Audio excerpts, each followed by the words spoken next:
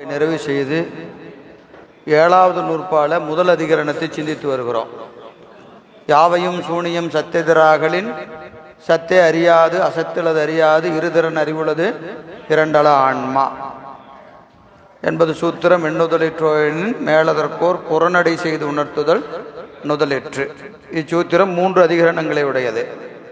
முதல் அதிகரணம் யாவையும் சூனியம் சத்தெதிராகலின் சத்தே அறியாது.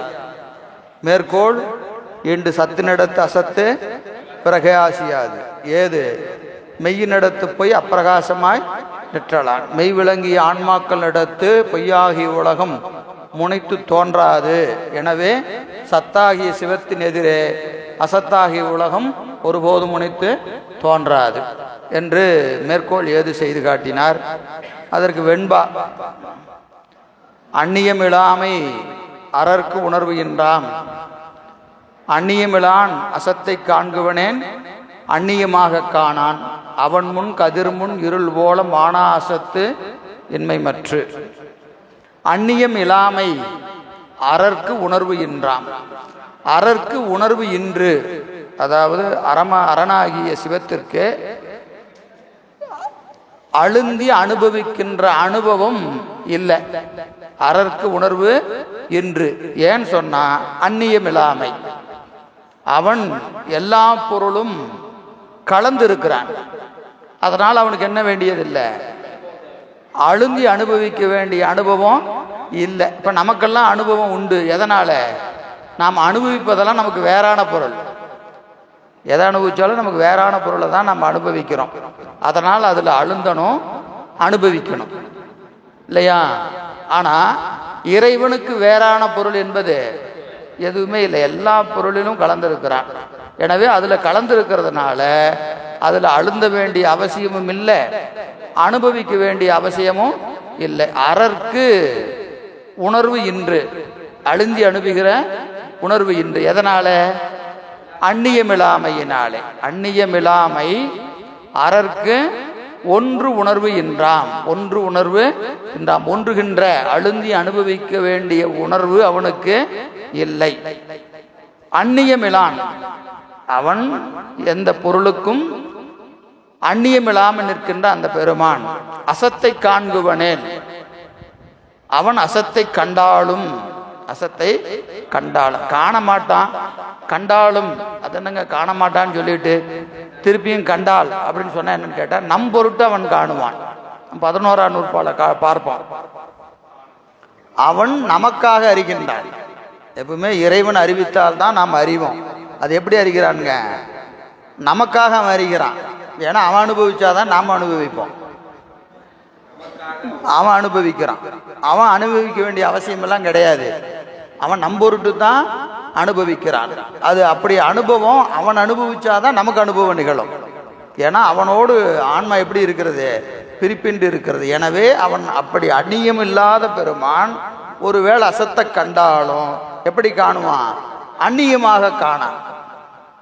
அதை தனக்கு வேறாக அவனால் காண முடியாது. ஏன் காண முடியாது? வேற ஒரு பொருளுமே இல்லை. அவனுக்கு வேறாக எந்த பொருளுமே இல்லை. நாம் பலமுறை சிந்தித்திருக்கிறோம். இறைவனால் முடியாத காரியங்கள், இறைவனால் முடியாத காரியங்கள் உண்டா இல்லையா? உண்டு. அவனுக்கு கருணை செய்யாம இருக்க முடியாது. இறைவனால் கருணை செய்யாம இருக்க முடியாது. இறைவனால் நாடு கடத்த முடியாது. நாடு கடத்த முடியாது அவனால. இப்போ ஒரு அரசன் நாடு கடத்தலாம். ஏன்னா அவனுக்கு என்ன இருக்கு? ஒரு நாடு இருக்கு, அவன் இல்லாத நாடு, அவன் ஆட்சிக்கு உள்ளாத நாடு இருக்கு. இங்கிருந்து அவன் அங்கே கடத்தலாம். இவன் எங்க போய் கடத்துவான்? நாடு கடத்த முடியாது. அவனால் கருணை செய்யாம இருக்க முடியும். இப்படி ஒரு புத்தகம் இருக்கு, இறைவனால் முடியாததுன்னு ஒரு புத்தகம் எழுதியிருக்கிறான் பாருங்க. அவன் கருணை பரத்துவத்திற்கு இதெல்லாம் சான்று. எனவே அவன் அந்நியமில்லான் அசத்தை காண்குவனே அந்நியமாக காணான். அசத்தை கண்டாலும் எப்படி காண மாட்டான்? நம்ம மாதிரி காண மாட்டான். நம்மெல்லாம் வேறா காணுவோம், அவன் அப்படி காண மாட்டான். நம் பொருட்டு காணுவான், வேறாய் காண மாட்டான். அது எவ்வாறு என்னின் அவன் முன் மானா அசத்து கதிர்முன் இருள் போல. சூரியனது ஒளி முன்பாக இருள் எப்படி முனைத்து தோன்றாதோ அதுபோல சிவத்தின் எதிரே சத்தாகிய உலகம் முனைத்து தோன்றாது, ஒருபோதும் முனைத்து தோன்றாது. எனவே அவன் அசத்தை காண மாட்டான், கண்டாலும் தனக்கு வேறாக காண மாட்டான், காணுகிற பொழுதும் நம்மை போல் அழுந்தி அனுபவிக்க மாட்டான் என்று இந்த பாடல்ல நமக்கு சத்துக்கு எதிர் எல்லாமே சூனியம்தான். எனவே சத்து அறிய வேண்டிய அவசியம் இல்லை என்று சொல்லுகிறார். இரண்டாவது அதிகரணம், அசத்திலது அறியாது. அசத்துக்கு இளது எது இளது? அறிவு இளது. அசத்தாகிய பாசத்திற்கு அறிவு இல்லை, எனவே அது என்ன செய்யாது? அறியாது. அசத்திலது அறியாது. இதற்கு மேற்கோள் பாருங்க, ஈண்டு அசத்தினுக்கு உணர்வு இன்று. அசத்தாகிய பாசத்திற்கு என்ன கிடையாது? உணர்வு, அறிகின்ற அறிவு இன்று. அதுக்கு ஏது? அவைதான் நிரூபிக்கு நின்றாகலான். அதை நிரூபிக்க வேண்டிய அவசியம் கிடையாது. அசத்துக்கு அறிவு இருக்குன்னு யாரும் சொல்லலை, அதனால என்ன செய்ய வேண்டியதில்லை, அதை வலிந்து நிரூபிக்க வேண்டிய அவசியம் இல்லை. அது ஒரு வெண்பால சொல்றாரு பாருங்க, பேய்த்தேர் நீர் என்று வரும் பேதைக்கு மற்றமைந்த பேய்த்தேர் அசத்தாகும் பெற்றிமையின் வாய்த்ததனை கண்டுணர்வார் இல்வெளியில் காணும் அசத்தின்மை கண்டுணர்வார் இல்லதெனக் காண். பேய்த்தேர் நீர் என்று வரும் பேதைக்கு, பேய்த்தேரை, பேய்த்தேர் என்னது? காணல் நீர். அதை நீர் என்று கருதுகிற பேதமை, பேதமை என்று அழகா வள்ளுவர் ஒரு அதிகாரமே வச்சிருக்கிறார். பேதமை, அறியாமை. அந்த அறியாமையுடைய ஒருவன் தூரத்தில் இருக்கிற பேய்த்தேரை, காணல் நீரை என்னன்னு கண்டு போறான்? நீர் என்று கண்டு போகிறான். அவனுக்கு தான் பேதமைன்னு பேர். பேதைக்கு அழகா என்ன சொல்றாரு? ஏதம் கொண்டு ஊதியம் கைவிடல். பேதமை என்பது ஒன்று, யாது எண்ணின் ஏதம் கொண்டு ஊதியம் கைவிடல். பேதமைக்கு என்ன இலக்கணம்னு கேட்டா, வேண்டாததை பிடிச்சிக்குவான், வேண்டியதை விட்டுருவான். ஏதம் கொண்டு, ஏதம்னா குற்றம், குற்றத்தை ஏற்றுக்கொண்டு, ஊதியம்னு என்னது? வேண்டியது, உயிருக்கு வேண்டிய, உயிருக்கு ஊதியமே. எங்க சொல்றாரு? திருமுறையில் ஒரு இடத்துல இருக்கு, உயிருக்கு ஊதியமே. எங்க இருக்கு தெரியுமா? எங்கேயா இருக்கு? நமச்சிவாய வாழ்க என்று தொடங்கி ஊதியமே என்று முடிக்கிறார் மணிவாசகர். திருக்கோவையார்ல கடைசி காரணி கற்பகம் கற்றவர் நற்றுணை பாணரொக்கள் சீரணி சிந்தாமணி அணி தில்லை சிவனடிக்கு தாரணி கொன்றையம் சக்கோர்தங்கள் விதிசேர் ஊருணி உற்றவர் ஊரன் மற்றாவர்க்கும் ஊதியமே என்று திருக்கோவையார முடிக்கிறார். நமச்சிவாயமே ஊதியம். மணிவாசகர் நமச்சிவாயன்னு ஆரம்பிச்சு என்னன்னு முடிக்கிறாரு? ஊதியமேன்னு முடிக்கிறார். அப்ப நமக்கு ஊதியம் எது? சம்பளம். நமச்சிவாயம் தான். அந்த சம்பளத்தை தான் வாங்கணும். அதை வாங்காம எதையோ வாங்கிட்டு இருக்கிறோம். அதான் ஏதம் கொண்டு ஊதியம் கைவிடல். பேதமைக்கு அடையாளம், பேதமைக்கு அடையாளம் ஏதம் கொண்டு ஊதியம் கைவிடல்னு யார் சொல்றா? அது சொல்றா? இப்பதான் சொன்னீங்க. திருவள்ளுவர் சொல்றாரு. திருவள்ளுவர் சொல்றாரு, பேதமை என்பது ஒன்று, யாது எண்ணின் ஏதம் கொண்டு ஊதியம் கைவிடல். விட வேண்டியதை பிடிச்சிக்குவான், பெற வேண்டியதை விட்டுருவான். அவனுக்கு பேர் தான் என்ன? பேதமை. பேதமைக்கு இதுக்கு மேல என்ன சொல்றது? இன்னொரு அழகா சொல்றாரு பேதமையை பத்தி திருவள்ளுவர். என்ன சொல்றாருன்னு கேட்டீங்கன்னா, நாணாமை, நாடாமை, நாரின்மை, ஒன்றும் பேணாமை, பேதையார் தொழில். நாணாமை என்னது? வெக்கப்படாம இருக்கிறது. எதுக்கு? வெக்கப்பட வேண்டியதுக்கு வெக்கப்படாமல் இருக்கிறது. நாடாமை, நாட வேண்டியவற்றை நாடாமல் இருப்பது. அடுத்தது நாரின்மை. நாரின்மை என்பது வெட்டு ஒன்று துண்டு ரெண்டா சில பேர் பேசுவான். பேச்சு எப்படி தெரியுமா இருக்கும்? கத்திரி மாதிரி பேசுவான் தெரியுங்களா? எப்பா நல்லா இருக்கிறியா அப்படின்னு கேட்டா, ஏன் கேட்டு என்ன பண்ண போற அப்படிமா. அந்த பேச்சே எப்படி இருக்கும்? கத்திரி மாதிரி இருக்கும். யார்ட்டையுமே ஒரு ஏந்து போகக்கூடிய தன்மை அவன்கிட்ட இருக்காது. அதற்கு நாரின்மைங்கிறார். அடுத்தது ஒன்றும் பேணாமை. பேணுதல் என்பது என்ன? சிலவற்றை நம்ம பேணணும், பேண வேண்டியவற்றை பேண வேண்டும். இதெல்லாம் இல்லைன்னா அவன் யாரு? பேதையார் தொழில். பேதையார், இதெல்லாம் பேதையாருங்கிற இடத்துல நம்மளை வச்சு பார்த்தோம்னா எல்லாம் நம்மகிட்ட இருக்கு, எல்லாமே நம்மகிட்ட இருக்கா இல்லையா? நாண வேண்டியதற்கு நாணுவதில்லை, பேண வேண்டுவதை பேணுவதில்லை, நாட வேண்டியவற்றை நாடுவதில்லை. பேச்சு எப்படி இருக்கு? இப்படிதான் இருக்கு. அப்ப நாம தான் யாரு? பேதை அப்படின்னு வள்ளுவர் சொல்றார்.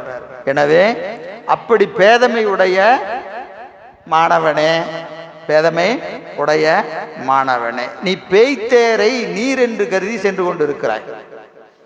காணல் நீரை என்ன கொண்டு இருக்கிறாய்? நீர் என்று கருதி அணைந்து, பேய்த்தேர் நீர் என்று மற்ற அணைந்த பேதமை. பேதைக்கு பேய்த்தேர் அசத்தாகும் பெற்றுமையின். அந்த பேய்த்தேர் அசத்தா தெரியும் எப்போ? பேய்த்தேர் தண்ணின்னு நினைச்சு இவன் போறான், அது தண்ணி இல்லை, அது பேய்த்தேர் தான். எப்ப தெரியும்? அணைந்த போதுதான் தெரியும். பக்கத்துல போய் பார்த்தா தான் தெரியும். தூரத்துல இருந்து பார்த்தா அது என்னவா தெரியும்? நீராகத்தான் தெரியும். அதுபோல வாய்த்து. வாய்த்து என்பது நல்லாசிரியன் வாய்க்க பெற்று. அசத்தை அறியணும்னா என்ன வேணும்? நல்ல ஆசிரியன் அமையணும், குருநாதன் அமையணும். குருநாதன் அமைந்தாதான் சத்து இது அசத்து இது என்று அறிய முடியும். அது இல்லைன்னா நமக்கு சத்தெல்லாம் அசத்தா தெரியும், அசத்தெல்லாம் சத்தா தெரியும். அப்போ என்ன வரணும்? நல்ல குருநாதன் வாய்க்க பெற்றால், வாய்த்து என்பது வாய்க்க பெற்ற நல்லாசிரியன் வாய்க்க பெற்றால் அதனை கண்டு உணர்வார். எதனை கண்டு உணர்வார்? அசத்தாகிய உலகத்தை கண்டு உணர்வார். எப்படி? அதனுடைய இயல்பை, உண்மை இயல்பை உணர்பவர் யார் உணர்கிறார்களோ அவர்கள் என்ன செய்வாங்க? இல்வெளியில் அசத்து இன்மை காணும். அதாவது நல்லாசிரியன் கிடைக்க பெற்றோர் அசத்தின் இயல்பை அறிந்து நீங்குவர். நல்லாசிரியன் வாய்க்க பெறாதவர்கள் அசத்தை சத்தென்று கருதி மயங்கி நிற்பர். அப்போ சத்தும் அசத்தும் எப்ப தெரியும்னா வாய்த்ததை பொறுத்து. யார் வாய்க்கிறதை பொறுத்து? குருநாதன் வாய்க்கிறதை பொறுத்து. குருநாதன் நல்ல குருநாதன் அமைந்தால் நமக்கு சத்து இது அசத்து இது என்று அறிந்து அசத்தை விட்டு சத்தை பெற வேண்டும் என்கின்ற மெய் உணர்வு இந்த ஆன்மாவுக்கு தோன்றும். அது வரைக்கும் உனக்கு அசத்தெல்லாம் சத்தா தெரியும், சத்தெல்லாம் அசத்தா தெரியும், விடுக. அது ஒன்றும் பண்ண முடியாது, அதை ஒன்றும் செய்ய முடியாது என்று இதை காட்டுகிறார். சரி, மூன்றாவது அதிகரணம் இருதிறன் அறிவுள்ளது இரண்டலா ஆன்மா. நல்லா இருக்கே, சீக்கிரம் முடிச்சிடலாம் மாட்டேங்குது. அப்படிதானே? 8ஐயும் முடிச்சிடலாமா?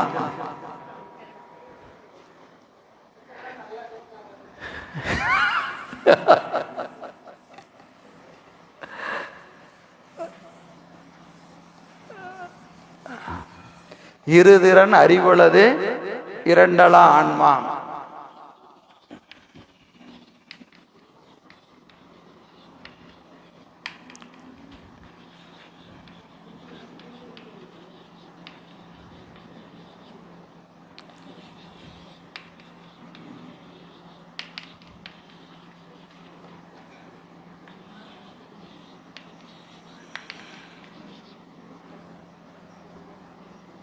இருதிறன் அறிவுள்ளது என்னது? இருதிறன் என்ன? சத்தை அறிகிற தன்மையும் அசத்தையும் அறிகிற தன்மையும் உடையது ஆன்மா. இரண்டலா ஆன்மான்னா என்ன? ரெண்டு இல்ல.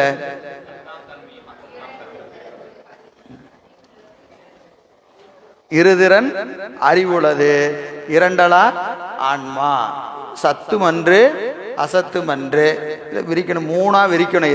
இதுல பார்க்கலாம், ரொம்ப அருமையான இடம். சரி, எனவே இதற்கு மேற்கோள் என்ன செய்யறாரு பாருங்க.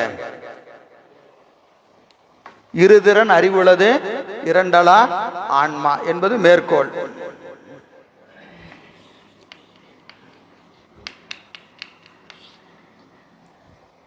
இதற்கு ஏது என்ன செய்யறாருங்க? இவ்விரண்டனையும் அறிவதாய்.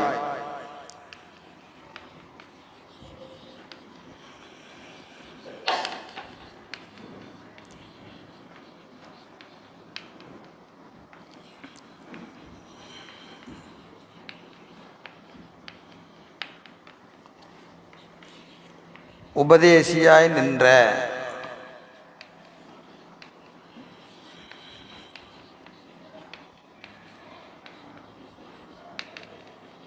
இவ்விரண்டனையும் அறிவதாய் உபதேசியாய் நின்ற. 3 இவ்விரண்டன்பாலும் உளதாய்.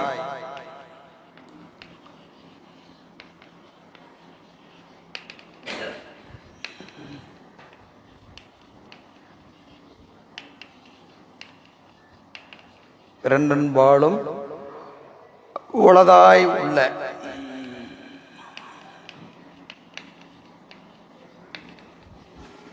இரண்டன்பாலும் உளதாய் உள்ள அதுவே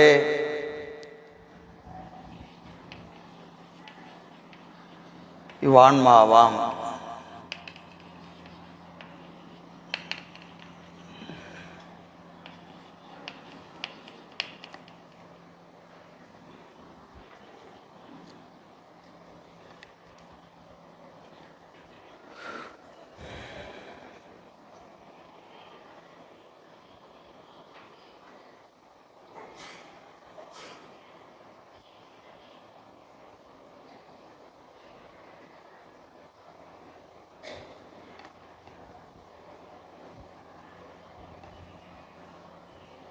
இது 3 கருத்து இதன் மேல் வைக்கிறார்.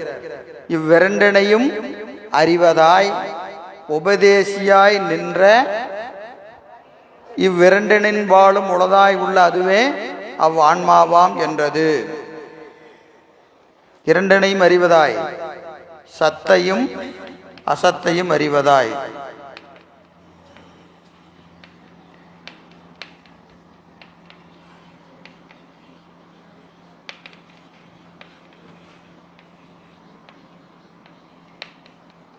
உபதேசியாய்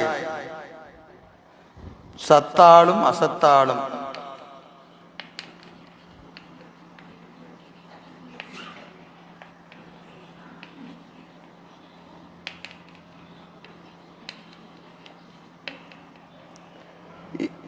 இரண்டன்பாலும் சத்தாயும்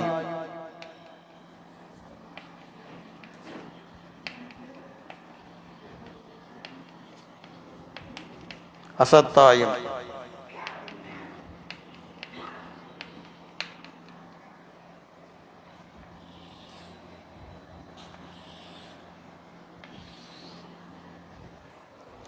சத்தையும் அறியும் அசத்தையும் அறியும், சத்தாலும் அறியும் அசத்தாலும் அறியும், சத்தாயும் அறியும் அசத்தாயும் அறியும்.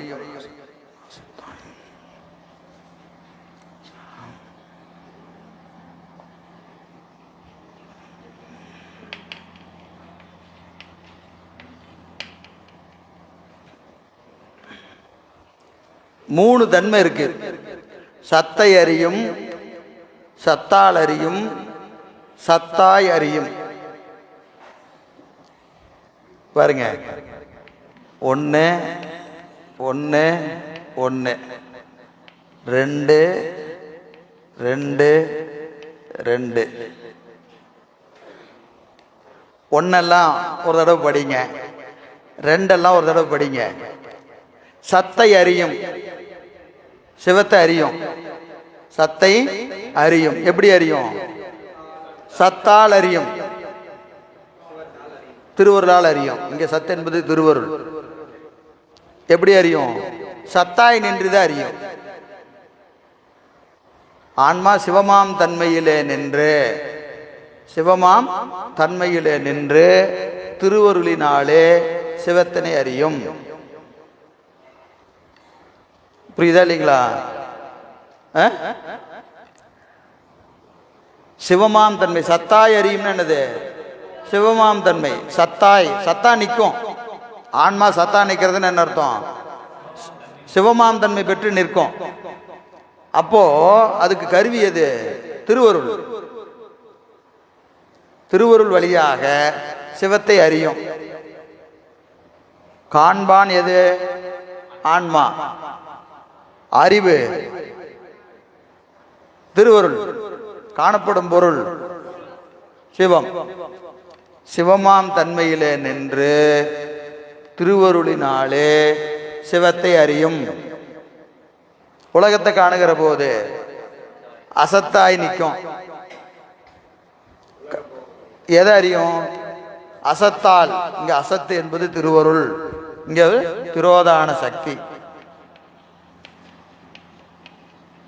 இங்கே திரோதானம், இங்கே திருவருள். திருவருள் இங்கே சிவம், இங்கே உலகம்.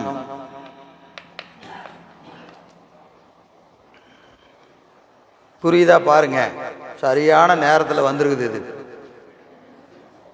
ரொம்ப முக்கியமான இடம். ஒன்றும் இல்லை, இறைவனை அறிகிற போது சிவமாம் தன்மையில் நின்று திருவருள் காட்ட சிவத்தை காணும். உலகத்தை காணுகிற போது கருவிகள் வழியாக காணும்.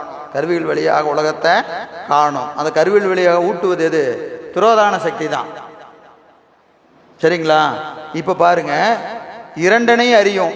சத்தையும் அறியும், அசத்தையும் அறியும். சத்தை அறிவது சிவத்தை அறிவது, அசத்தை அறிவது உலகத்தை அறிவது. உபதேசியாய், இந்த வாக்கியம் ரொம்ப முக்கியம். ஆன்மா என்றும் உபதேசி. உபதேசி. ஆன்மா என்னைக்குமே அடிமை தான். இதுக்கு சுதந்திரம் கிடையாது. ஆன்மாவுக்கு என்னைக்குமே சுதந்திரம் கிடையாது. ஆன்மா என்னைக்கு என்னது? உபதேசி தான். கையேந்தி தான் நிற்கணும். வியஞ்சகமின்றி அறியாது. ஆன்மா வியஞ்சகம். வியஞ்சகம்னு என்னது? கருவி. வியஞ்சகம்னா கருவி. கருவி இல்லாம ஆன்மா எப்பவுமே அறியாதுங்க. இன்னைக்கு அறியாது, நாளைக்கு அறியாது. சுத்த நிலையில ஆன்மாவுக்கு என்ன வேணும்? கருவி வேணும். புரியுதுங்களா?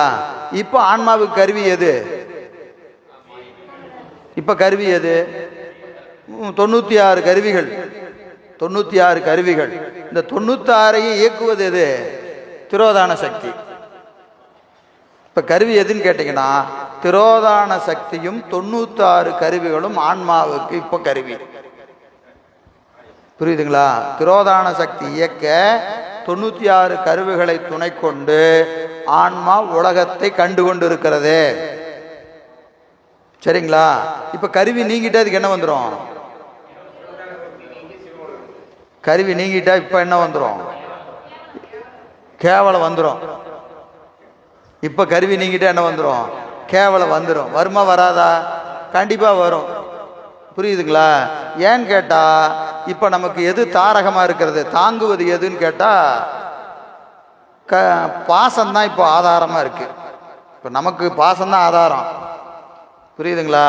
இப்போ ஒரு தரை இருக்கு, தரைக்கு மேல ஒரு 4 காலை வச்சு தூக்கி பிடிச்சிட்டு இருக்கிறோம். மேல நிக்கிறோம், ஒரு 4 அடி உயரத்தில் நிக்கிறேன்னு வச்சுக்கங்க. இந்த 4 காலை புடுங்கினா எதுல வந்து விழுவோம்? தரையில தான் விழுவோம். எது ஆதாரமோ அதுல தானே வந்து விழுவோம். உன்னை பிடிச்சிட்டு ஏறுறோம், ஏறினதை பிடுங்கியாச்சு, எங்க வந்து விழுவோம்? எது ஆதாரமா இருக்குதோ அதுல வந்து விழுவோம். இப்ப நமக்கு ஆதாரமா இருப்பது என்னன்னு கேட்டீங்கன்னா பாசம்தான். அறிவெல்லாம் ஆணவ மலம் மறைச்சிருக்குது. அறிவெல்லாம் எது மறைச்சிருக்குது? ஆணவ மலம் மறைச்சிருக்குது. உடனே இங்க என்ன செய்யறோம்? ஒரு 10 விளக்க ஏத்தியாச்சு. 10 விளக்க ஏத்தியாச்சு. இப்ப கொஞ்சம் அப்படியே பரவாயில்ல அப்படின்னு இருக்கு. விளக்கு அணைச்ச உடனே என்ன ஆயிரும்? இருட்டாயிரும். இருட்டு ஆதாரமாக இருக்கிற போது விளக்கை ஏற்றுக்கிறோம். விளக்கு அணைச்சிட்டா என்ன ஆகும்? இருட்டாயிரும். இப்போ நல்லா 12 மணி உச்சி வெயில், இப்போ விளக்கு எரியுது, விளக்கு அணைச்சாச்சு, என்ன ஆகும்? ஒன்றும் ஆகாது. அது இருந்தாலும் ஒன்று தான், இல்லைனாலும் ஒன்று தான். அப்போ நமக்கு இப்போ ஆதாரமாக இருப்பது ஒளியா இருளா? இப்போ நமக்கு இருள் தான் ஆதாரமாக இருக்கு. ஏன்னா அறிவு பூரா என்ன இருக்கு? ஆணவ மலம் இருக்கு. ஆணவ மலத்தை நீக்கிறதுக்கு தான் விளக்கேற்றி வச்சிருக்கிறாரு. எத்தனை விளக்கு? 96 விளக்கு. 96 எரியுதா? எரியுதா? எத்தனை பேர்த்துக்கு எரியுதுன்னு தெரியல. 96 எரிஞ்சுதுன்னா விளக்கு நல்லா பிரகாசமா இருக்குதுன்னு அர்த்தம். 1 2 அடைஞ்சிருந்ததுன்னா அது இருக்குது. ஆளே வேற மாதிரி தெரியுதா? எப்படிமா தெரியுறேன்? ஆஹா, காலையில வேற மாதிரி தெரிஞ்சு இப்ப வேற மாதிரி தெரியுறேன்னா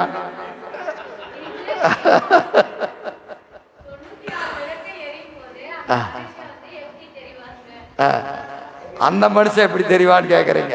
நான் கூட எதிர்த்த மாதிரி இருக்கிற மனுஷன் வேற மாதிரி தெரிவானாட்டு அப்படின்னு நினச்சிக்கிட்டேன். சரி, எனவே இப்போ எது ஆதாரம்?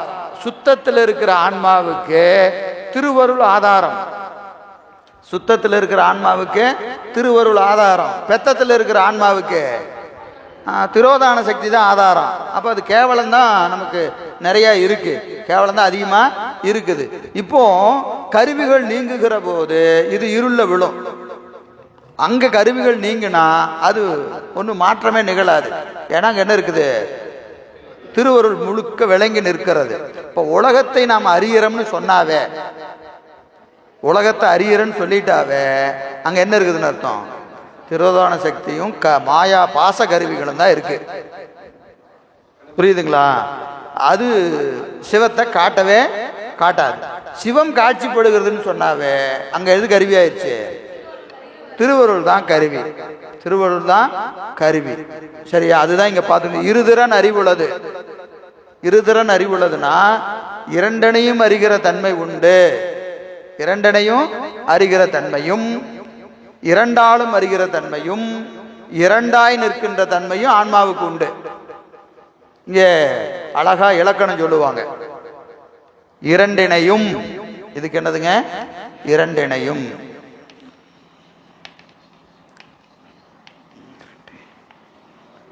இரண்டினையும் அறியும். இரண்டினையும் அறியும். இரண்டால் அறியும். இரண்டால் அறியும். அறியும் போட்டுங்க எல்லாத்துலேயும். அறியும். இரண்டனையும் அறியும்.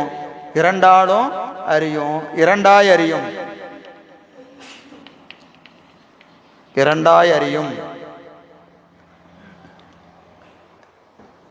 இரண்டனையும் அறியும். இரண்டால் அறியும். இரண்டாய் அறியும். இரண்டாய் அறியும். இரண்டனை அறியும். சத்தையும் அசத்தையும் அறியும். இரண்டால் அறியும். சத்தால் அறியும். அசத்தால் அறியும். இங்கே திரோதான சக்தியாலையும் திருவருளாலையும் அறியும். இரண்டாய் அறியும். சத்தாய் நின்று அறியும். அசத்தாய் நின்று அறியும். இதுக்கெல்லாம் உருபு. இரண்டினையும் என்பது ஐயுருபு, வேற்றுமை உருபு. இங்கே வேற்றுருவி போட்டு 3ஆ பிரித்து சிவஞான முனிவர் எழுதுறார். ஐயுருபு இதுக்கு. இரண்டினையும் அறியும். இது ஆளுருபு. இரண்டால் அறியும். இரண்டாய் அறியும். ஐயுருபு ஆளுருபு என்று உருவு, வேற்றுமை உருவெல்லாம் போடணும். அதில் எத்தனாவது உருவு எல்லாம் வேண்டாம் இங்கே, ஏற்கனவே. அப்படியா? ரைட்டு. சரி, இந்த 3 வகையாக இதை அறியணும். இரண்டினையும் அறியும். இரண்டால் அறியும். இரண்டாய் அறியும். சத்தை அறியும். அசத்தையும் அறியும். சத்தால் அறியும். அசத்தால் அறியும். சத்தாய் நின்று அறியும். அசத்தாய் நின்று அறியும். சரிங்களா? இந்த 3 தன்மை ஆன்மாவுக்கு உண்டு. 3 தன்மை ஆன்மாவுக்கு உண்டுன்னு சொல்றார்.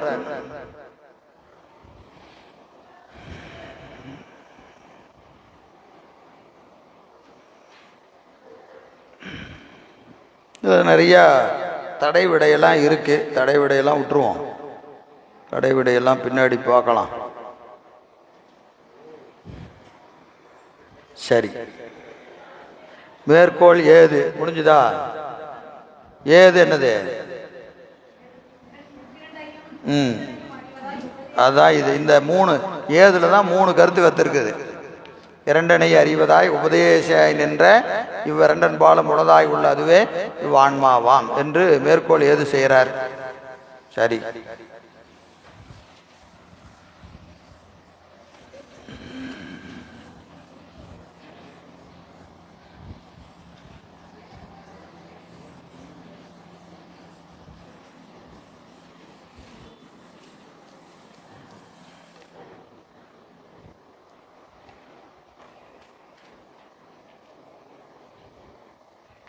வெண்பா பாருங்க. முதல் வெண்பா, அருவுருவம் தான் அறிதலால் ஆயிழையாய் ஆன்மா அருவுருவம் அன்றாகும். அருவுருவாய் தோன்றி உடன் நில்லாது தோன்றாது நில்லாது தோன்றல் மலர்மணம் போல் தொக்கு. அருவுருவம் அன்றாகும். ஆன்மா எப்படிப்பட்டதுங்க? அருவுருவம் அன்றாகும். அன்றாகும். ஆமா, அருவும் அன்று உருவும் அன்று. அருவும் அன்று உருவும் அன்று. அரு என்பது நுண்மை பொருள். அரு என்பது நுண்மை பொருள். உரு என்பது தூளப்பொருள். தூளப்பொருள். இது சத்து, இது அசத்து. ஆன்மா அருவுருவம் அன்றாகும். ஆன்மா அருவுருவம் அன்றாகும். ஆயிழையாய் ஆன்மா. ஆயிழையாய் ஆன்மா.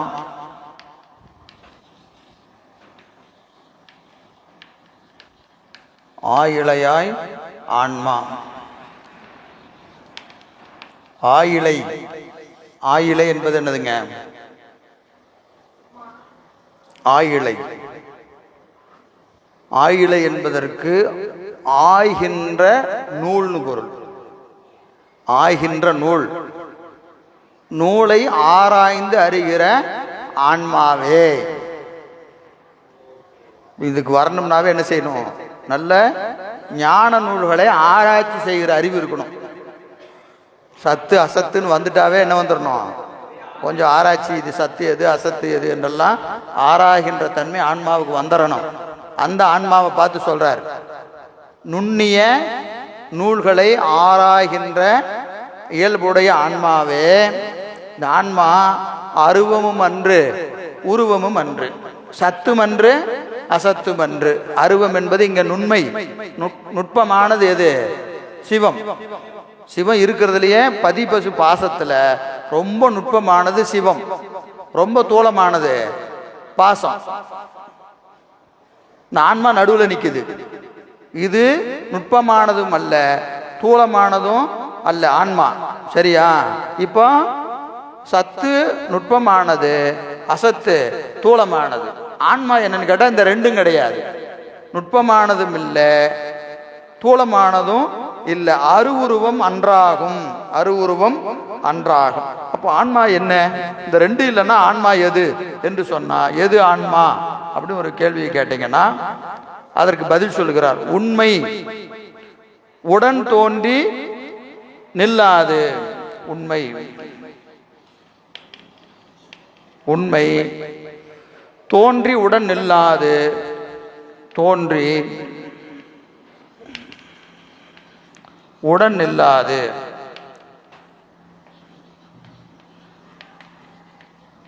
தோன்றி உடன் நில்லாது. தோன்றாது நில்லாது.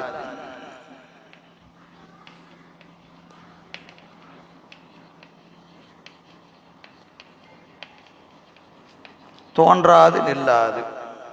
உண்மை. உண்மை என்பது இங்க சத்து இது அசத்து இது என்று ஆராய்ச்சி செய்கின்ற இடத்தே இந்த ஆன்மா எப்படிப்பட்டது என்று சொன்னால் தோன்றி நில்லாது, தோன்றாது நில்லாது. அதாவது சத்துடன் தோன்றி நில்லாது, தோன்றாது நில்லாது. சத்துமன்று அசத்துமன்று, சத்துமன்று அசத்தும் அன்று,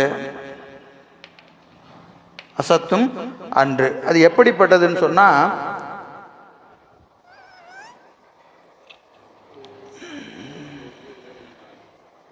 சதசத்தாம் தன்மை உடையது, சதசத்தாம் தன்மை உடையது, உடன் நில்லாது தோன்றாது. சத்தோடு நிற்கிற போது எப்படி நிற்கும்? சத்தாகவே நிற்கும். அசத்தோடு நிற்கிற போது அசத்தாகவே நிற்கும். தனித்து நில்லாது. ஆன்மா எப்பவுமே எப்படி நிற்காது? ஆன்மாங்கிற பொருளை எப்பவுமே தனியா பார்க்கவே முடியாது. கேவலத்திலையும் சரி, சகலத்திலையும் சரி, சுத்தத்திலையும் சரி, எப்பவுமே ஆன்மாவை எப்படி பார்க்க முடியாது? தனித்து பார்க்கவே முடியாது. தோன்றாது நில்லாதுன்னா என்னதுங்க? உடன் தோன்றாது நில்லாதுன்னா பாசத்தோடும் பசுவோடும் கூடாது, தனித்து நிக்காது, எப்பவுமே நிக்காது. எப்பவுமே அது கூட என்ன இருக்கும்? ஏதோ ஒண்ணு நிற்கும். ஒண்ணு பாசம் கூட நிற்கும், இல்லைன்னா பதி நிற்கும். பதியும் இல்லாம பாசமும் இல்லாம ஆன்மா தனித்து ஒருபோது நிற்காது. இது ஆன்மாவுக்குரிய முக்கியமான இலக்கணம்.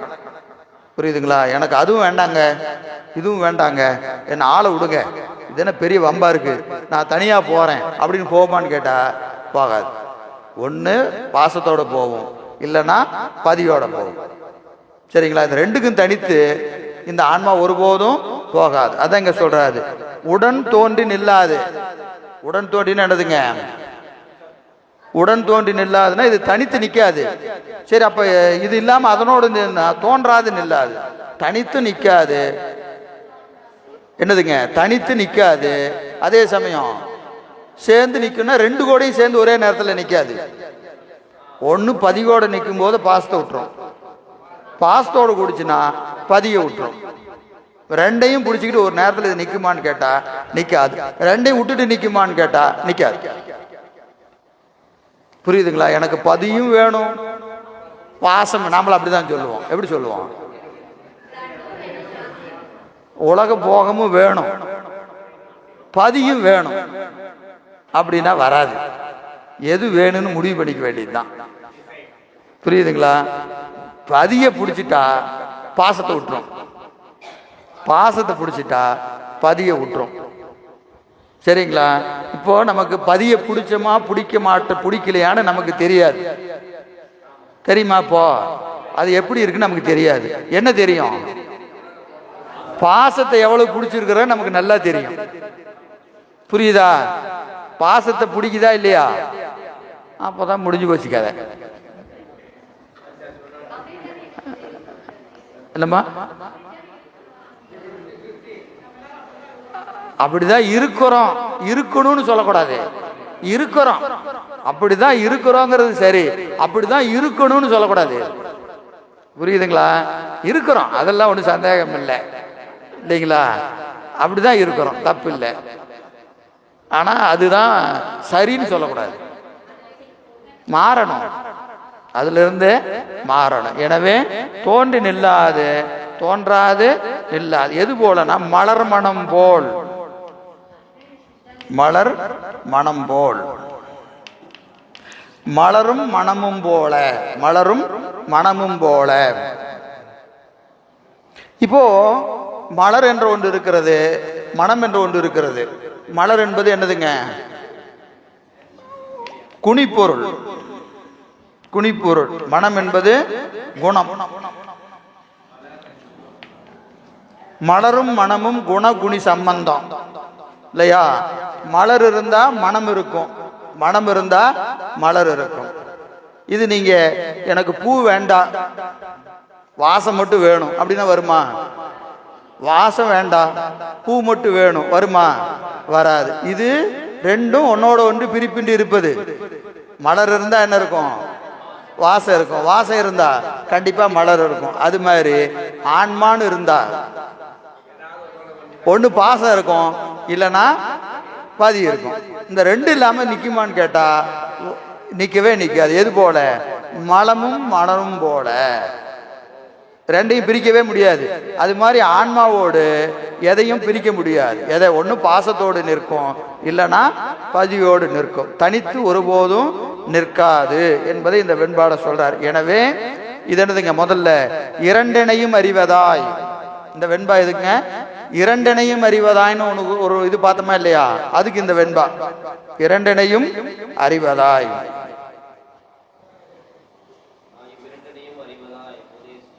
இந்த இரண்டனையும் அறிவதா என்பதற்கு இந்த வெண்பா ஒரு வெண்பா அதுக்கு தான் சொல்லி இருக்கிறார்.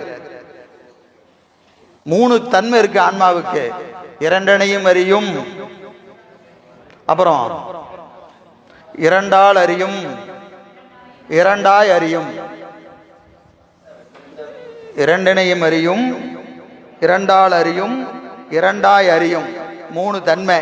இப்போ முதல்ல பார்த்த வெண்பா இரண்டனையும் அறியும், இரண்டனையும் அறியும். அடுத்தது இரண்டால் அறியும், இரண்டால் அறியும் என்பது அடுத்த வெண்பா சொல்றார். மயக்கமது உற்றும்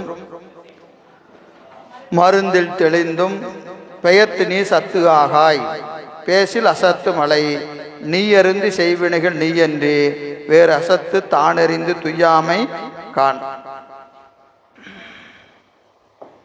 மயக்கமது உற்றும்,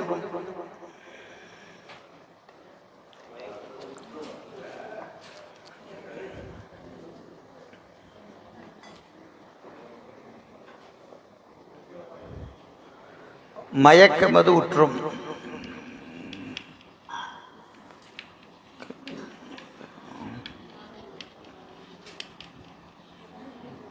மயக்கமது உற்றும். இது எதுக்கு இந்த வெண்பா? இரண்டால் அறியும், இரண்டால் அறியும்.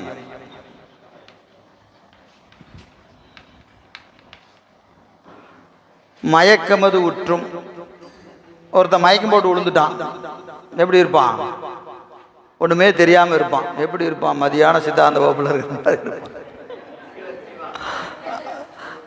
மயக்கமது உற்றும். அறிவிக்கும் துணை, அறிவிக்கும் துணை இல்லாத போது ஒன்றனையும் அறிய மாட்டாது மயங்கி கிடப்பது போல. அறிவிக்கிற துணை எது? பெத்த நிலையில கருவியும் முத்தி நிலையில திருவருளும். அறிவிக்கிற துணை அதுதானே. இப்போ கருவி அறிவிக்கிறது, திரோதான சக்தி அறிவிக்கிறது, முத்தி நிலையில திருவருள் அறிவிக்கிறது. அப்ப அறிவிக்கிறது கண்டிப்பா என்ன வேணும்? கருவி வேணும்.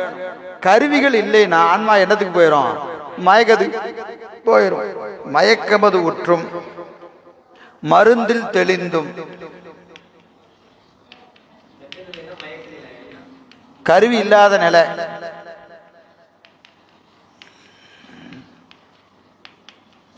கருவிகள் இல்லாத நிலைன்னு சொன்னா ரெண்டுலையுமே கருவி இருக்கு.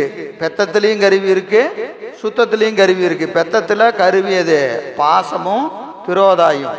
சுத்தத்துல திருவருள். இந்த ரெண்டுலையுமே கருவி ஆன்மாவுக்கு உண்டு. ஏற்கனவே சொல்லிட்டு வேஞ்சகமின்றி அறியாது அப்படின்னு சொல்லியாச்சு, சரிங்களா? எனவே கருவி இல்லாத போது மயக்கமுற்றோம். மயக்கமுற்றவனுக்கு மருந்து கொடுத்தா தெரிஞ்சுக்குவானா இல்லையா? மருந்து என்பது இங்க என்னது? பசிக்கு நோய். பசியாகிய நோய்க்கு உணவு. பசியாகிய நோய்க்கு எது? உணவு. உணவு தானே மருந்து. மயக்கமானவனுக்கு மருந்து என்ன? மயக்கம் போட்டு விழுந்துட்டான், பசி மயக்கம் கிருகிருன்னு விழுந்துட்டான், மருந்து கொடுன்னா சாப்பாடை தான் கொடுக்கணும். போய் உடனே அங்கே போய் எதாவது போய் டேப்லெட் வாங்கிட்டு வந்து கொடுக்கறது இல்லை. அவனுக்கு பசி மயக்கம். அப்போ அவனுக்கு சாப்பாடை தானே கொடுக்கணும். அப்போ சாப்பாடு என்னவா மாறுது? மருந்து சாப்பாடு தான் இல்லையா? இப்போ மருந்தில் தெளிந்தும் 1:30 மணிக்கு கிருன்னு இருந்தது. சாப்பிட்டு வந்த உடனே என்னாச்சு? மயக்கம் ஜாஸ்தி ஆயிடுச்சு. ஏன் ஜாஸ்தி ஆச்சு?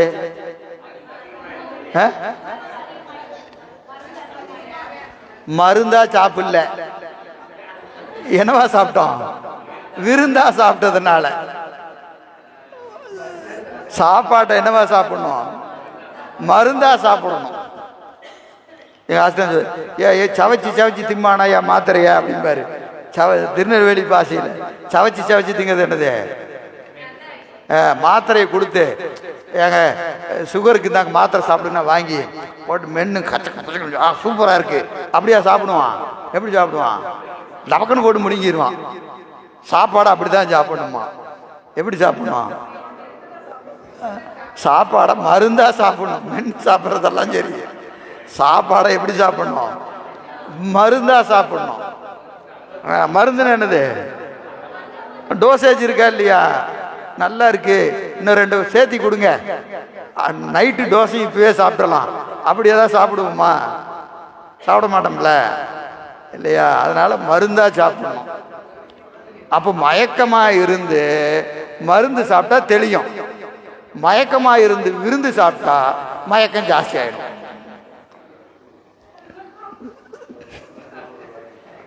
சரியா? நீங்க யார் யார் மருந்தா சாப்பிட்டீங்களோ அவங்கெல்லாம் தெளிஞ்சிருப்பீங்க. யாரெல்லாம் விருந்தா சாப்பிட்டீங்களோ அவங்கெல்லாம் இன்னும் மயக்கத்திலே இருப்பீங்க. சரியா? எதுக்கு நிர்வாகம் பொறுப்பு இல்லை.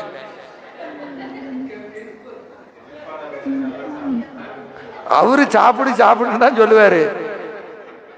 அவரு வேலை, அது வரவங்களுக்கு சாப்பாடு போடுறது அவரோட வேலை. கேட்டு வாங்கி சாப்பிடுங்க, இன்னும் சாப்பிடுங்க அப்படிங்கிறாரு. அவரு சொல்ற மாதிரி நான் வயிற்ற நப்பி கொடுத்துட்றேன், முடிஞ்சா முழுக்கி வச்சு பாருங்க அப்படின்னு மேல அனுப்பிச்சிடுறாரு. பார்க்கலாம் உங்களோட திறமை என்ன ஆச்சுன்னு பார்க்கலாம் அப்படின்னு வேற பாயாசம் வடையெல்லாம் வேற வச்சு கொடுத்துட்றாரு. மற்ற மையங்கள் எல்லாம் சாப்பாடு என்ன தெரியுமா? கலவை சாதம் தான் சாப்பாடு. மையங்களில் பல மையங்களில் மதிய சாப்பாடு என்னது? கலவை சாதம் தான். சாம்பார் சாதம், தயிர் சாதம். பார்த்த உடனே சாம்பார் சாதமா அப்படிங்கும் போதே பாதி டவுன் ஆயிரும். சரிங்க, பசிக்கு அளவாக சாப்பிடுவோம். செவிக்கு உணவில்லாத போது சிறிது, என்ன சொல்லணும், சிறிது வயிற்றுக்கு ஈயப்படும். நம்ம பெரிது வயிற்றுக்கு என்ன ஒன்றும் பண்ண முடியாது. சரி, எனவே மயக்கமது உற்றும் மருந்தில் தெளிந்தும். மருந்தில் தெளியணும். எது? உணவு. உணவினால தெளிந்து பெயர்த்து உணர்ந்து நீ பேசில் சத்து ஆகாய். பெயர்த்து உணர் நீ,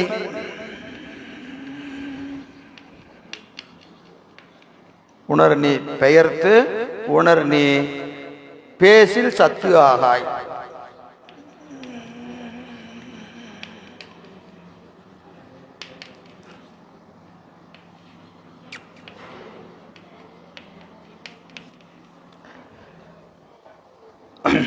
அவ்வாறு பெயர்த்துன்னு என்னதுங்க? பெயர்தல்னு என்னதுங்க? மாறுறது, இடம் மாறுறது. இங்கிருந்து அங்கே போகிறது, அங்கிருந்து இங்கே வர்றது. இவ்வழி மாறி மாறி மாறி மாறினா எப்படி மாறி? மயக்கம் தெளியறது, மயக்கம் தெளியறது. இப்படி மாறி மாறி தானே அறியுது. கருவிகளோடு கூடி ஏதோ கொஞ்ச நேரம் சிரிக்க வச்சிங்க, இப்போதான் தெரியுது அப்படின்னு எத்தனை பேர் முடிச்சிங்களோ தெரியல இல்லையா? மயக்கத்தில் இருக்க வேண்டியது தெளிய வேண்டியது, மயக்கத்தில் இருக்க வேண்டியது தெளிய வேண்டியது. பெயர்த்து பெயர்த்து பெயர்த்தும் அவனுக்கே பிச்சையானால் அன்னையும் அத்தனையும் அன்றே நீத்தான்னு தேவாரம், நாவுக்கரசர் தேவாரம். சரி, பெயர்த்து உணர். பெயர்த்து பெயர்த்து உணர்வது, மயங்குவது தெளிவது, மயங்குவது தெளிவது. இப்படி இருக்கின்ற நீ பேசில் சத்து ஆகாய். நீ என்ன ஆக மாட்ட? சத்து ஆகாய். சத்து என்பது இங்கே தானே அறிகிற தன்மை, தானே அறிகிற தன்மை.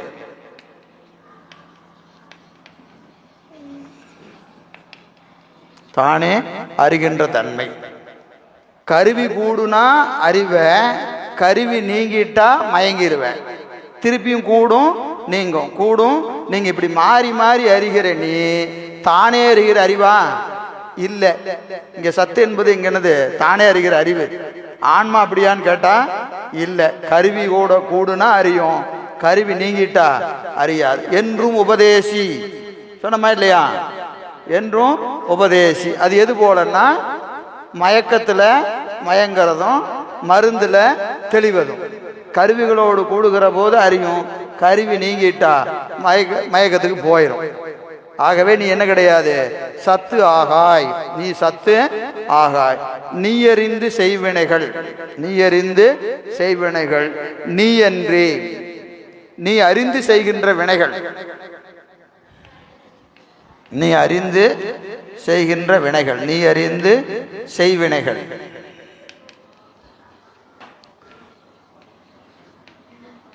நீ அறிந்து செய்கின்ற வினைகள், நீ எப்படி இந்த கருவிகள் வழியாக நுகர்கின்ற அந்த வினைகளை நீ அன்றி, நீ செஞ்ச வினை யார் அனுபவிக்கணும், நீ தான் அனுபவிக்கணும்.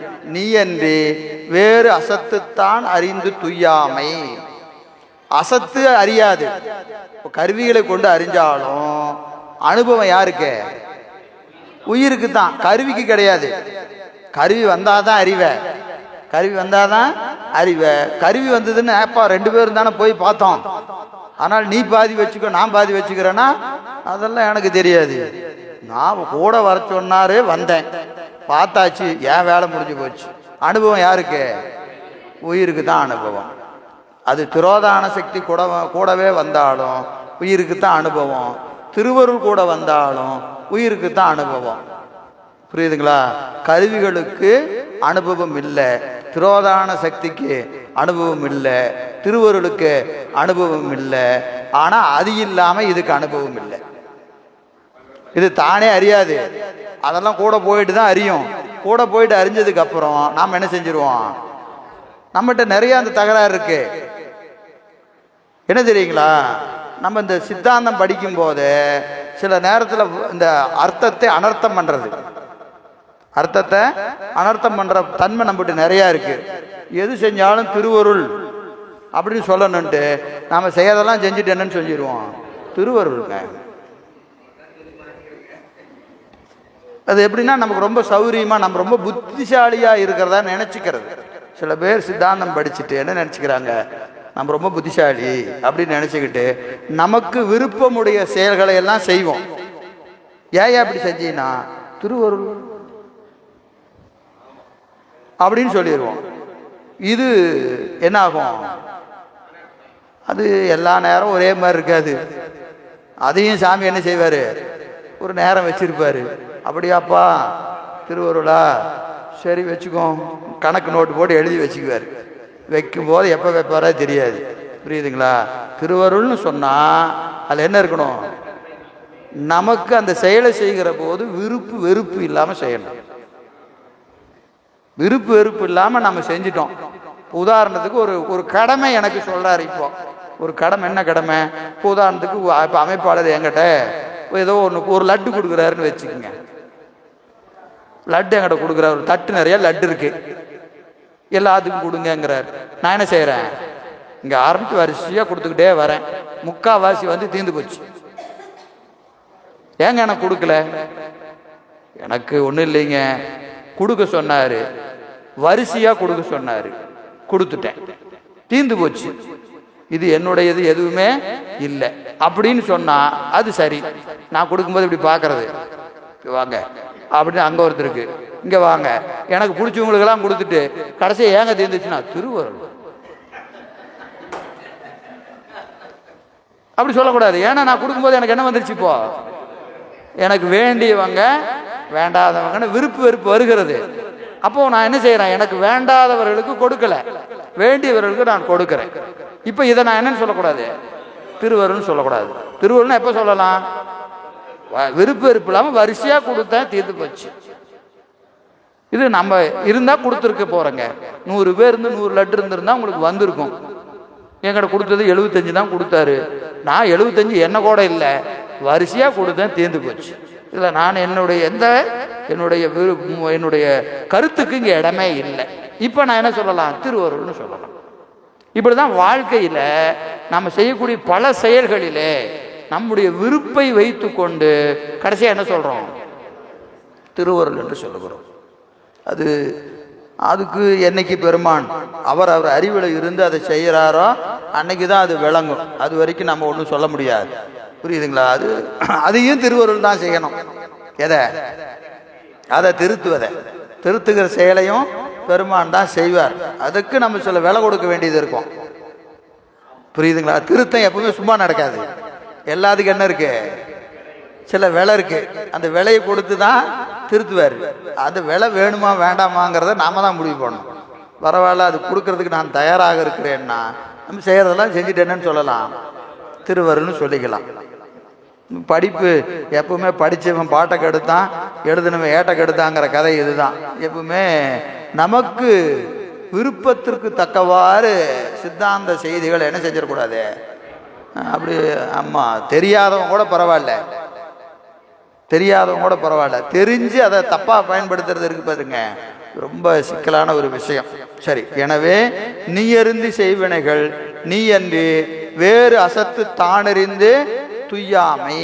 நீ செய்கிற வினைகளுக்கு உனக்கு தான் அனுபவம். எதுக்கு அனுபவம் இல்லை?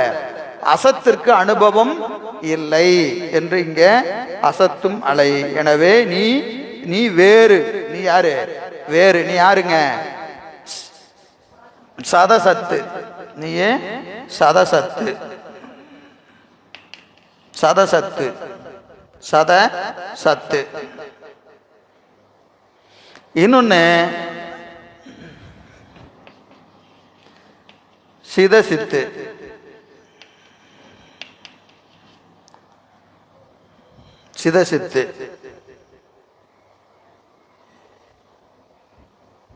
சதசத்து சிதசித்து என்ன வேறுபாடு?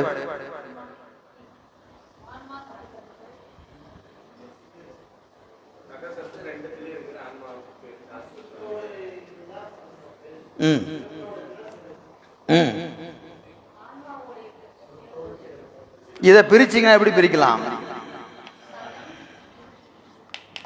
சத்து அசத்து. சிதசித்துனா சித்து அசித்து.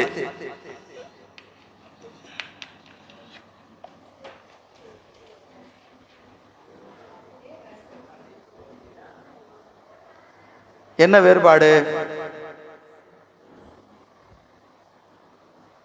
ரெண்டு ஒரே மாதிரி தான் இருக்கு.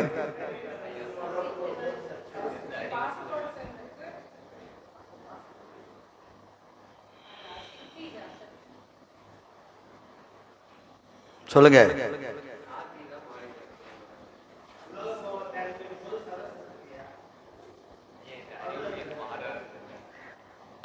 சித்து அறிவுடையது, அறிவற்றது, மாறாதது, மாறுவது. சத்து என்பது மாறாதது, அசத்து என்பது மாறுவது. சித்து என்பது அறிவுடையது, அசித் என்பது அறிவற்றது. ரெண்டு வேற வேற. எல்லாம் ஒரே மாதிரி இருக்கு. அப்படியா? ஆன்மா சிதசத்து, சதசத்து சிதசத்து. அறிவுடையது எப்போ? சித்தோடு கூடுகிற போது அது சித்தாய் இருக்கும். அசித்தோடு கூடுகிற போது அசித்தாய் இருக்கும். சத்தோடு கூடுகிற போது சத்தாய் இருக்கும். அசத்தோடு கூடுகிற போது அசத்தா இருக்கும். மாறாத ஆன்மா பாசத்தோடு கூடினா மாறிடும், நிலையில் தெரியும். அதனாலதான் வள்ளுவர் நிலையில் தெரியாத அடங்கியான் தோற்றம் மலையினும் மான பெரிது பூதம் ஐந்தும் நிலையில் கலங்கினும் மாதோர் பாகம் மலர்த்தால் மரப்பிலார் ஓதுகாதல் உரைப்பனில் நின்று நெறி நின்றார் கோதிலாத குணப்பெரும் குன்றனார். பூதம் ஐந்து நிலையில கலங்கினாலும் அடியார் தன் நிலையில கலங்க மாட்டாங்கன்னு சொல்றாரு. சரியா? அடியார் கலங்க மாட்டாங்க. தான் கொண்ட கொள்கையில் என்ன செய்ய மாட்டாங்க? மாற மாட்டாங்க. செல்வந்தரா இருந்தாலும் வறுமை வந்தாலும் தான் செய்த தொண்டை மாறாது செய்பவர்கள் அடியார் பெருமக்கள். அதனால அவங்கள என்னங்க சத்து, தன் நிலையில மாறவே மாட்டாங்க. நாமெல்லாம் எப்படி மாறுவோம்? அதனாலதான் நமக்கு ஒரு இலக்கணம் சொல்லியிருக்காங்க, வலது கை கொடுக்கறது இடது கைக்கு தெரியக்கூடாது. ஏன் தெரியக்கூடாது? புத்தி மாறிடும். இந்த கையில மாத்தி இந்த கையில கொடுக்கறதுக்குள்ள என்ன ஆயிரும்? புத்தி மாறிடும். 10,000 ரூபா கொடுத்துட வேண்டியதுதான் அப்படின்னு நினைப்பான். 10 நிமிஷம் ஆகும்போது 10,000மா, ஒரு 5,000 கொடுத்துடலாமா அப்படின்னு அப்படியே 5,000 மாறிடும். அப்புறம் இன்னும் ஒரு அரை மணி நேரம் ஆச்சுன்னு வச்சுங்க, எல்லாரும் 500 ரூபா தான் கொடுக்குறாங்க, நாமளும் ஒரு 500 ரூபாயை கொடுத்துருவோம். இந்த அறிவு மாறிக்கிட்டே இருக்கும். ஒரே மாதிரி இருக்குமா? இருக்காது இல்லைங்களா? எனவே அது என்னது? சித்து அசித்து, அறிவுடையது அறிவற்றது, மாறாதது மாறுவது. இந்த ரெண்டும் ஆன்மாவுக்கு உண்டு. சத்தோடு நிற்கிற போது சத்தான் இருக்கும், அசத்தோடு கூடுகிற போது அசத்தான் இருக்கும், சித்தோடு கூடுகிற போது சித்தாய் நிற்கும், அசித்தோடு கூடுகிற போது அசித்தாய் நிற்கும். சரி, 3வது பாட்டு. இரண்டாய் நிற்கும், அப்படிதானே? இரண்டால் அறியும், இரண்டால் அறியும், இரண்டினையும் அறியும், இரண்டாய் அறியும்.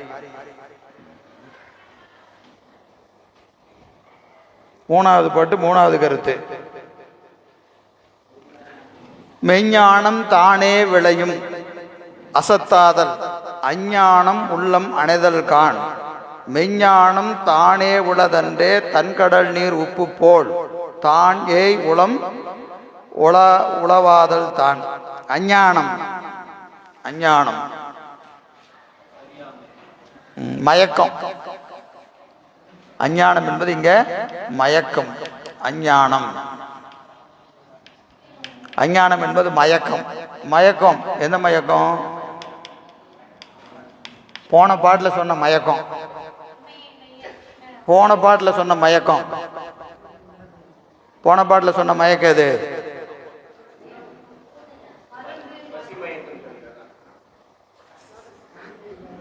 பசி மயக்கம் கரெக்டா ஞாபகத்தில் இருக்கு. அது ஓமை. கருவிகளை நீங்கி நிற்கின்ற பொழுது ஆன்மா நிற்கிற நிலைக்கு மயக்கம்னு சொல்றாரு. அஞ்ஞானம் கருவிகள் நீங்கினால் அது என்ன ஆயிரும்? அஞ்ஞானத்துக்கு வந்துருமா இல்லையா?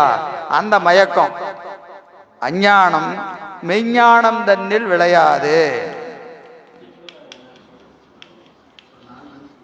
ஒரு 5 நிமிஷம் டீ வைங்க, ஒரு 5 நிமிஷம் பாடம் முடிச்சிடலாம் சாமி. ஒரு 5 நிமிஷம்.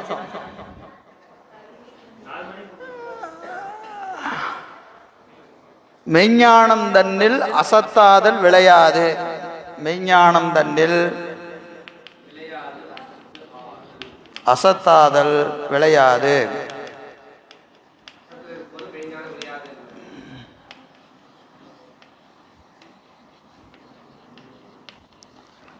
அஞ்ஞானம் மெய்ஞானம் தன்னில் அசத்தாதல் விளையாது.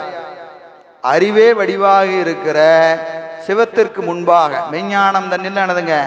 சிவஞானம் விளங்கிய இடத்து, சிவஞானம் விளங்கிய இடத்து அசத்தாதல் விளையாது, அஞ்ஞானம் விளையாது. ஆன்மா சிவமாம் தன்மை பெற்று நிற்கிற போது அதுக்கு என்ன தோன்றாது? அஞ்ஞானமாகிய கருவி கரணங்களோடு கூடி மயங்குவதும் தெளிவதும் நிகழாது. ஏன்னா அதுக்கு இப்ப கருவி என்ன வந்துருச்சு? திருவருள் கருவியா வந்துருச்சு. திருவருள் கருவியா வந்துட்டா அங்க இந்த உலக கருவி 96 கருவி கூடுனாலும் சரி கூடாட்டியும் சரி அதுக்கு மயக்கமும் வராது, தெளியவும் தெரியாது. மயங்க வேண்டிய அவசியம் இல்லை, தெளிய வேண்டிய அவசியம் இல்லை.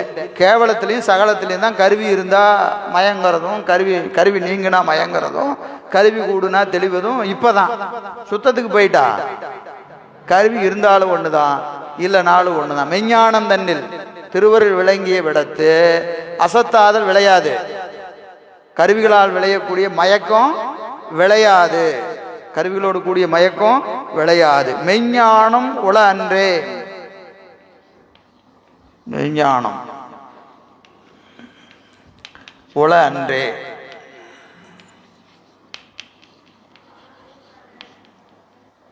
மெய்ஞானம் உளவன்றே. அறிவே ஆகிய சிவம் என்று உள்ளது. சரி, இந்த சிவம் என்னைக்குங்க ஆன்மாவுக்கு வந்துச்சு? சிவம் ஆன்மாவுக்கு எப்போ வந்துச்சு? அது இப்போதான் வந்துச்சா அப்படின்னா என்னது? அன்றே. என்னைக்கு ஆன்மா இருந்ததோ அன்னைக்கே சிவம் அறிவுல இருந்தது, அறிவுல இருந்தது. அப்போ சிவன் ஏதோ இன்னைக்கு புதுசாலாம் வரல, நீ எல்லாம் ஞானம் பிறக்கட்டும் உனக்கு அப்புறமா நான் வரேன் அப்படின்லாம் பெருமான் வரல. புரியுதுங்களா? ஞானம் பிறக்கிற வரைக்கும் அவன் எப்படி இருக்கிறான்? மறைந்து இருக்கிறான். ஞானம் பிறக்கிற போது அவன் வெளிப்படுகிறான். அப்ப புதுசாலாம் ஒன்றும் பெருமான் வரல. அவன் திருவருள் திரோதான சக்தியா இருந்து இது வரைக்கும் வேலை செஞ்சுட்டு இருந்தது. இப்போ பக்குவம் வந்த உடனே என்ன ஆயிடுச்சு?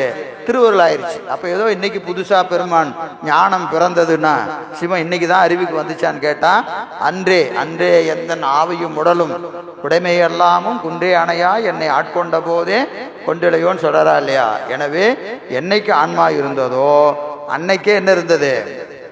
சிவம் இருந்தது. அப்படி சிவம் இருக்கிற அந்த சிவம் தான் ஏய் உளம் உளவா, தான் ஏய் உளம் உளவா, அப்படி பொருந்தக்கூடிய வகையில உயிர்கள் உள்ளவாக. தான் ஏய் உளம், தான் ஏய் உளம், தான் ஏய் உளம்னா பக்குவமுடைய ஆன்மா.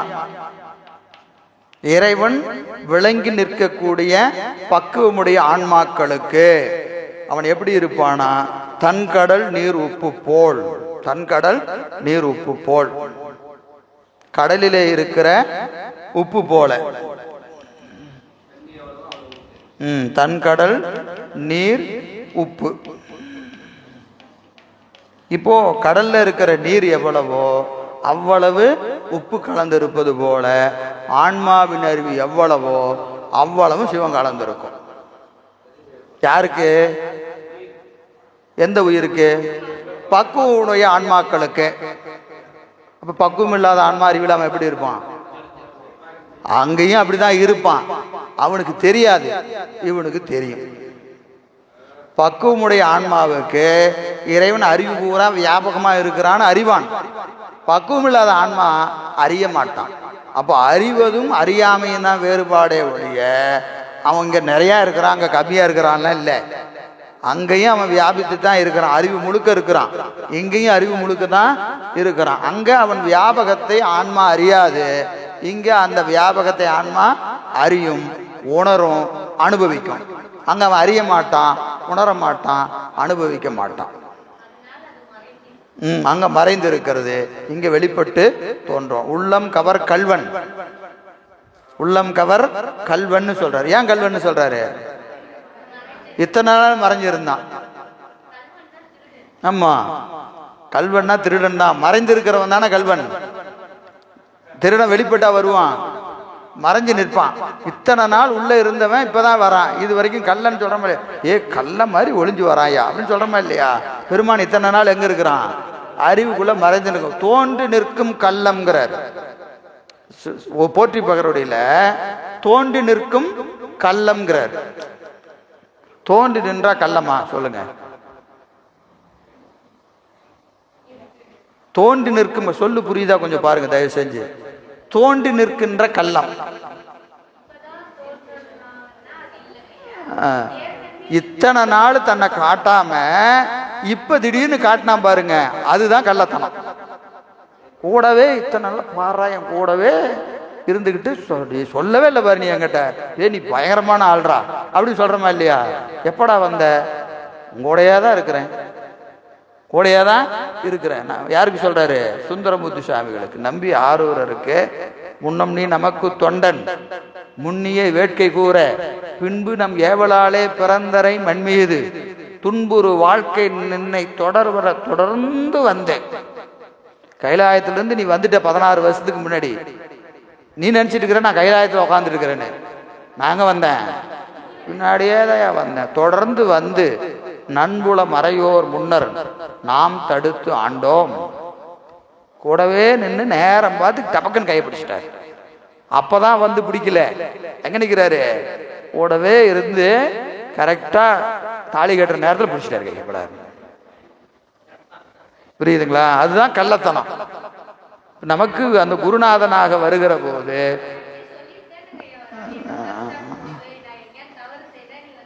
தவறு செஞ்சா இல்ல, அப்ப இங்க என்ன தப்பு பண்ணாரு? கல்யாணம் பண்றது தப்பாமா?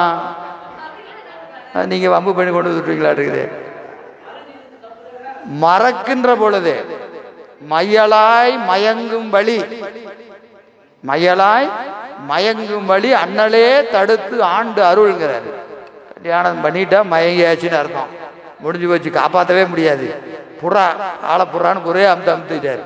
சரியா? எனவே அவன் எப்படி நிற்கிறானுங்க, கடலிலே இருக்கிற நீர் முழுக்க உப்பு வியாபகமாக இருப்பது போல ஆன்மாக்களினுடைய அறிவிலே சிவம் வியாபகமாக இருக்கும்.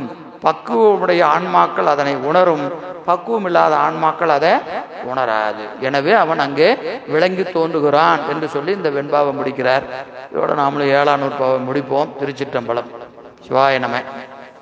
டீ சாப்பிடுங்க, மயக்கமுற்று மருந்தில் தெளிங்க.